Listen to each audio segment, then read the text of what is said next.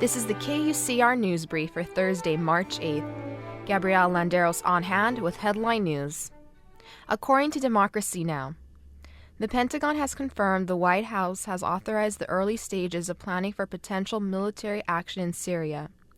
Speaking before a Senate committee, General Martin Dempsey, the chair of the Joint Chiefs of Staff, said military officials have prepared a preliminary commander's estimate on how a battle would play out for President Obama's National Security Council.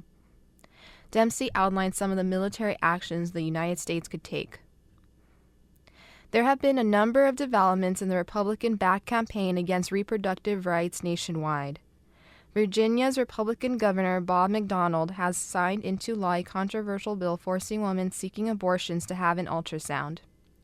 Meanwhile, in Georgia, the state Senate has approved measures that would ban abortion coverage under the state employees' health care plan and prevent employees of private religious institutions from demanding contraception coverage under their insurance. The New Hampshire State House has passed a similar measure to exempt religious institutions from including contraceptive coverage in their insurance plans. And in Utah, lawmakers have passed legislation that would make their state the first to ban public schools from teaching contraception as a way to prevent pregnancy or sexually transmitted disease.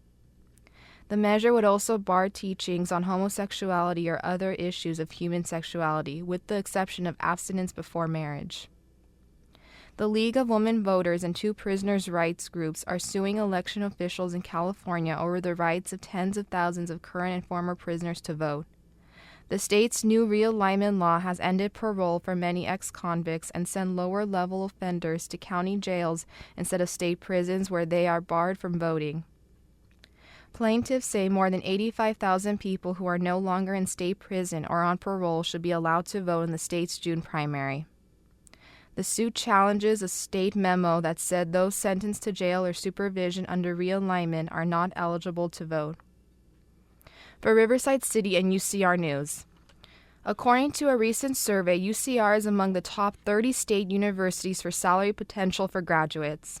According to the 2011-2012 Pay Scale College Salary Report, UC Riverside has been placed 29th among more than 400 state universities.